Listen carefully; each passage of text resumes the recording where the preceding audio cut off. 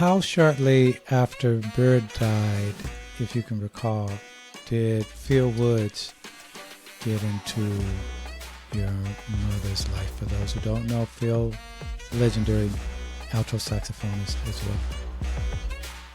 well. I was in fifth grade. It was about a year and a half, maybe. Yeah.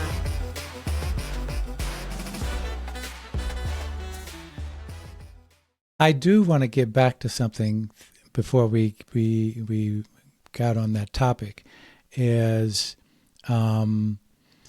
your late sister Pre. Yeah.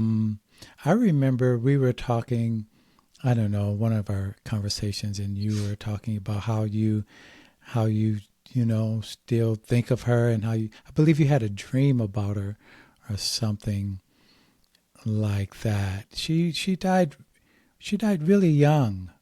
Yeah. She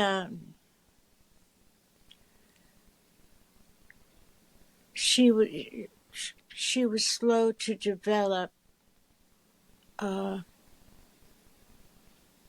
She couldn't walk, and she couldn't really talk. She made sounds which we came to recognize as words, but they weren't correct words. And she died of pneumonia. But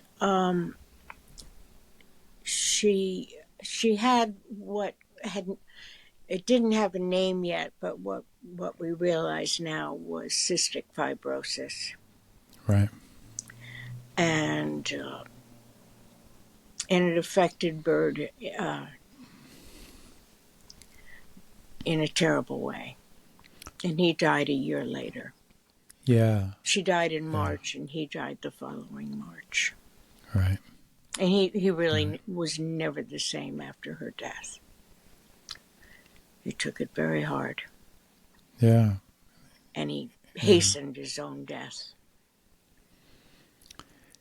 Yeah, that's kind of how I interpreted that. Her death was too hard for him, and it wasn't suicide, but he wasn't trying to keep himself alive. Right, exactly. Yeah. Yeah. How did that affect you, your mother, your brother Baird? Baird was too young. Oh, okay. Baird was an infant, practically. Right. Baird was a year younger than Pre, so he was a year and a half. Right. My mother but was. My mother was. Well, it was her baby. She was devastated. Right.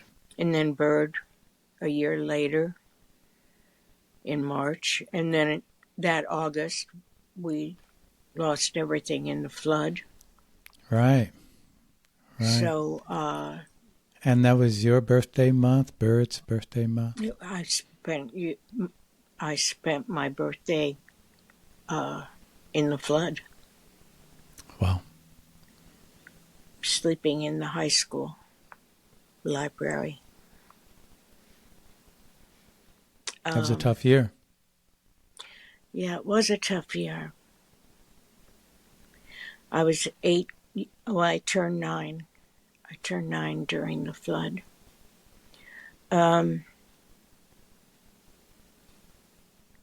It's in a lot of ways I grew up really fast about a lot of things, and I separated myself to keep myself strong. Mm-hmm. I had to separate myself in a lot of ways. I was left on my own in a lot of ways. And we didn't always, but mostly, in the following years, we sort of lived at the end of the road and moved every year.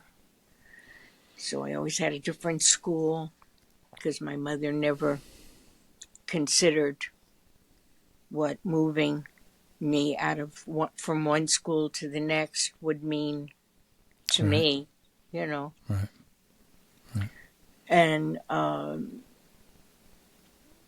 so I always had to adapt. And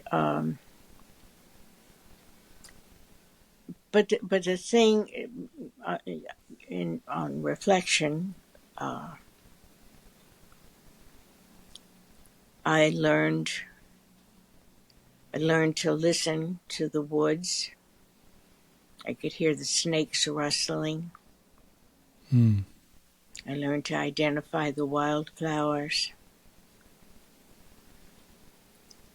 I had to walk to school one year, a mile and a tenth to school and a mile and a tenth home in all kinds of weather, rain or shine, snow or no. And because my parents slept, they didn't get up. They never got up. Never Because they made were my out. breakfast. Never, They were no, out. Yeah. no, in the country. They just slept late. I made my own lunch, made my own breakfast. Never, never, never did my mother ever do that for me, even in first grade when I lived in New York City. Mm. I had to make my own breakfast, pack my own lunch, walk myself to school in first grade. And when I got to first grade, I didn't know what kids were. I thought, what fresh hell is this now? What am Right. I doing here? What are these little things running around? I mean, I Wow. spent my life in nightclubs. I didn't know what kids were. And why was I there So that, I amongst them? mean, that had to be uh, uh, just a culture change for you, just and survival after Charlie Parker passed. You know. Well, he didn't die until I was in third grade, fourth grade. Right. Right. Um, no, third grade. Um, it was, but I learned a lot of things. But I spent a lot of time in my head. I spent a lot of time reading.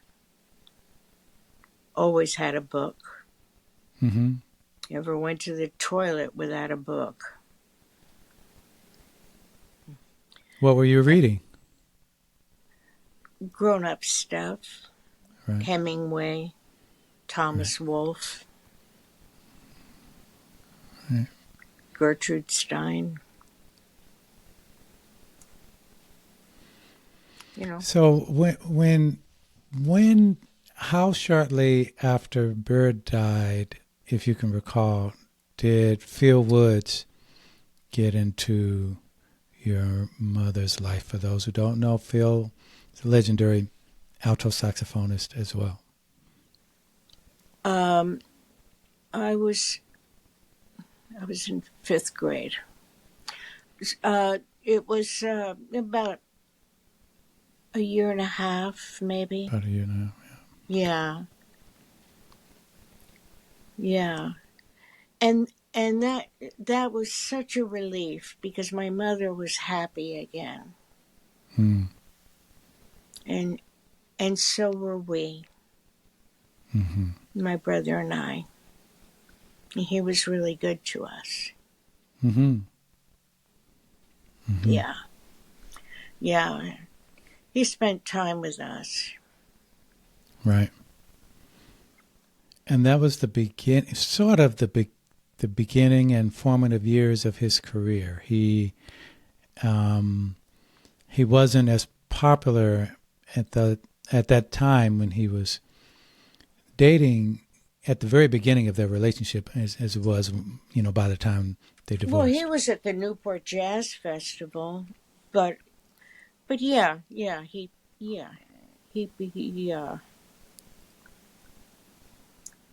I guess as a soloist, maybe, yeah. Right, right. Um, Yeah. it seemed like they dated shortly and they married pretty quickly after they were dating. Is that No, correct? no, Mm, no, they didn't get married until probably a year and a half after they okay, got together. okay, okay. Yeah, but it was great because music was in the house again. Mm-hmm. I mean, he introduced me to Coltrane and Monk and Dolphy. I'd never heard them. Right, right.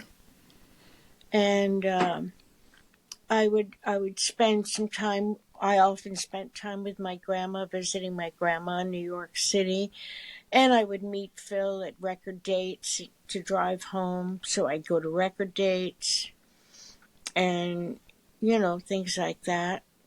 Mm-hmm. I'd meet him at Jim and Andy's, the bar, and get to meet the musicians at the bar, and Jerry Mulligan and Judy Holliday, and I was That's the hanging that's like my mom was hanging in the old days. exactly. That's what I'm saying. You Yeah. had an extremely unique life with all the jazz musicians that were in your life, your mother's life, and I mean, and you're a great singer, who put out many albums Well, thank and you. yeah, it's in your bones. Well, I was a It's who late you are. bloomer. I was a late bloomer. A really That's all late bloomer. right, but you bloomed nonetheless. I bloomed. Yeah. Yeah. Were you fighting against something that made you decide to? Did you feel it earlier and said no? It's too. It would be too predictable for me to be a jazz singer, and then you just kind of said, "Hey, forget it. This is who I am. I'm gonna do it, no matter what. No matter what people say." What I, made I, what I, made you make the yeah. decision? I, well, that's a hard question. I'm not quite sure I ever answered it for myself.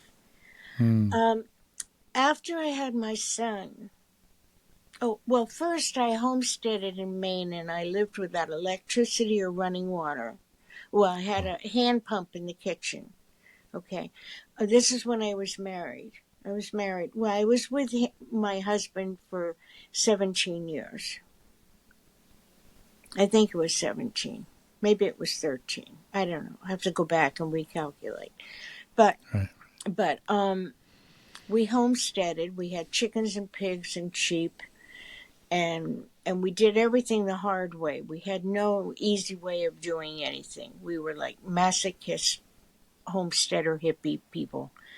And we did that for 2 years. We had the bed in the kitchen because we had a wood cook stove. That was our Hmm. heat. We could see the sky through the boards of the house. The house was a summer house, no insulation. Oh. I mean, we were crazy. And and so my mother, we had the house in France where my mother was living, and we'd convinced my mother to move to the Canary Islands. I don't know why, but anyway, so she finally said yes. So we packed up the house to move back to go back to Pennsylvania, take our stuff, and go to France to take my mother to the Canary Islands. And we I'm getting to your point.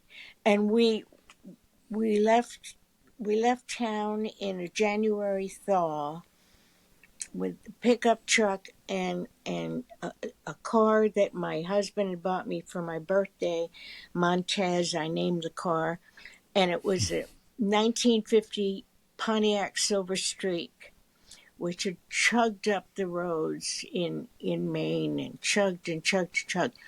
We got on the highway, and Montez would not go under 80 miles an hour.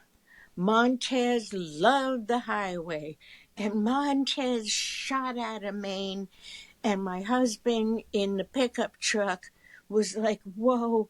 And we were in a fog the whole way. And there I am with Montez going 80 miles an hour, and my husband flipping out that I'm going to crash and burn. And anyway, so we finally pulled over in a motel. And we had stopped at the post office on the way out of town, and it was a letter from my mom.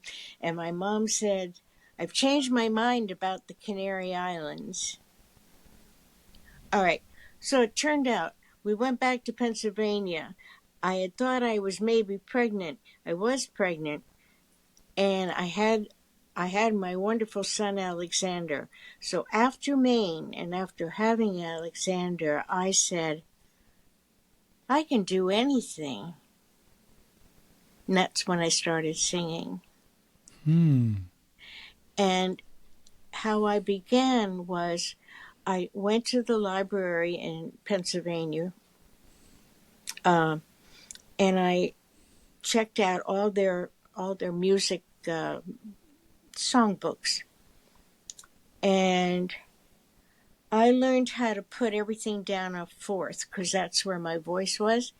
So I Okay. transposed everything that I wanted to sing, or tunes I liked, transposed everything down a fourth. So I sort of got a little repertoire thing going. All So I right. started there. And then, I don't know, it just went from there. So I first started singing up here where I live now at the Celebration of the Arts Festival in 1979. And that was my first stepping out and saying, this is what I'm doing. And I changed my name from Parker to Ibiko, and briefly, and until everybody said, wow, what are you afraid of? And I changed it back. But anyway, Larry Gelb, who nobody knew, he was new in the area. He heard me at that festival, and he said, I'm making an album next week, and I want you on it. Well, we made 2 albums together, like Wow. immediately. So that was the start. I mean, I sang 1 performance, and then I made 2 albums. So it was your son's birth that sort of sparked Mm-hmm. this something that was probably in you, but reluctant to. What is it called? Nascent? Is that the word? Yeah, yeah, yeah. His birth also birthed you as a singer. Yeah, Yeah, yeah. and it sounds like you wanted it, but you weren't sure exactly when and how to go for it. Well, I have a secret power, Which is. which is to listen to myself. And that moment when what you heard from yourself was, it's time. Mm-hmm. Yeah. I'll make sure that I put some links so people can hear your music on. You're on Spotify. You're on. I assume you're on Apple, and I've seen some video of you on YouTube. So I'll There's make sure that video? there's some video recordings. I don't know if there's live.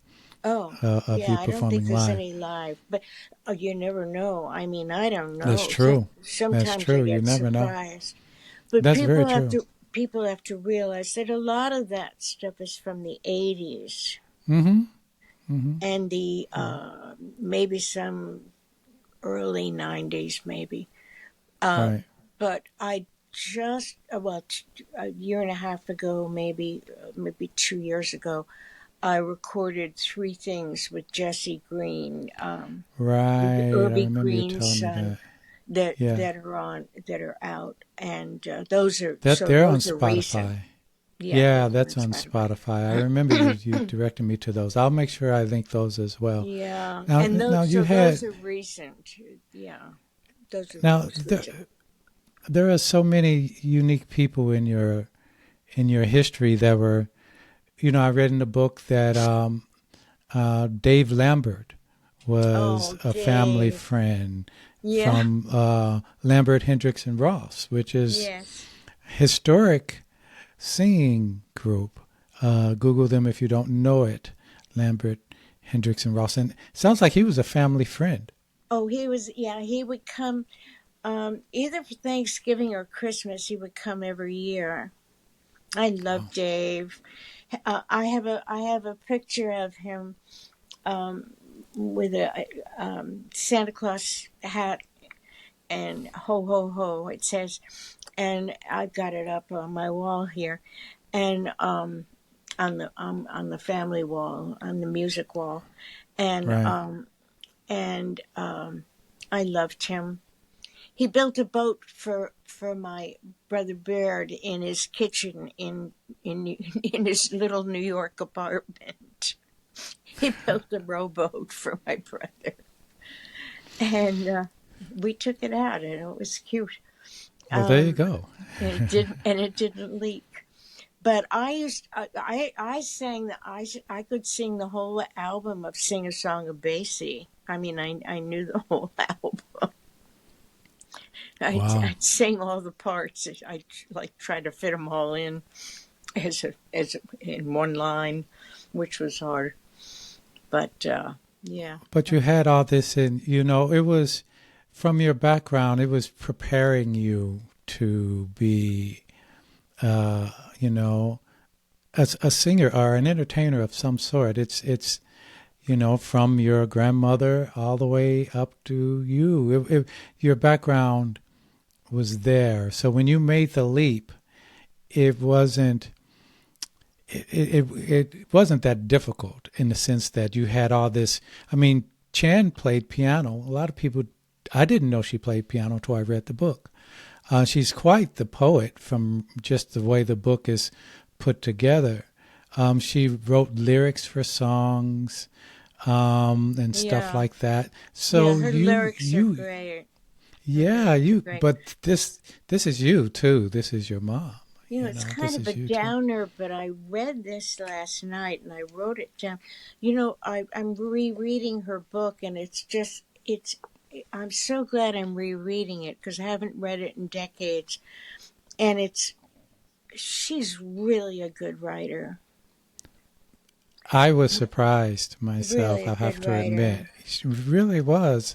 And I can see some of it is journal. You can Yeah, tell yeah, the way it's formatted, like this is directly from her journal. yeah, You yeah. know. Well, I had to edit it, and she asked me to edit it, and making it flow was hard. But so far, I haven't found too much wrong with it. But I wrote this down, and she said, "Grief never lessens in intensity. In time, it simply becomes less demanding." Hmm. Isn't that heavy duty? Well, she had a lot to deal with it, interracial marriage at that time, and then Bird passing, and Yeah, just being a single mom for a little bit, and then having to ultimately deal with the divorce of her and Phil, um, and you know, it sounded like that she had quite a bit to deal with, and people looking at her, like I said, as a wife of the saxophonist, when she was really holding down the fort. you know um Yeah. Well, anybody who knew her, uh, I mean, she didn't consider herself the wife, and she held her own. And I was thinking today. I don't know if you know the name Turk Morrow. no, I don't. Very well. He died, but he he was from Queens, and he went to Paris too, and he lived in Paris for a while. Hmm. And anyway, a wonderful saxophone player, played tenor and Barry, and I I have his picture up and framed, and he he intimidated people because he was loud, and he was blustery, and he was like, it was just harsh and that way. And we were friends until the day he died, and he loved me because I never took any of his stuff seriously, because he was all show. This was just his Hmm. thing. And that's my mother was the same way with him. We just like laughed at him. We didn't take him seriously. Right. That was just his thing. That was just what he did. Was like to scare people and be Mm. the big man. We Hmm. just we just looked at him and said, "Oh, Turk, come on." And he loved it that we saw through him, and we loved him anyway. And Mm. you know, and I mean, I don't personalize anything like that from anybody, Right. because I know who I am. I know what I've got. My mother knew what she had, and she's never been the wife of. And you know she Yeah. she she was Chan before she was the wife of anybody. Yeah, that's how I read the book, and from the information I got, she Yeah. was very much an individual, before, during, and after. This concludes the interview with Let's Talk About Sax co-host Kim Parker. The next episode is coming out soon.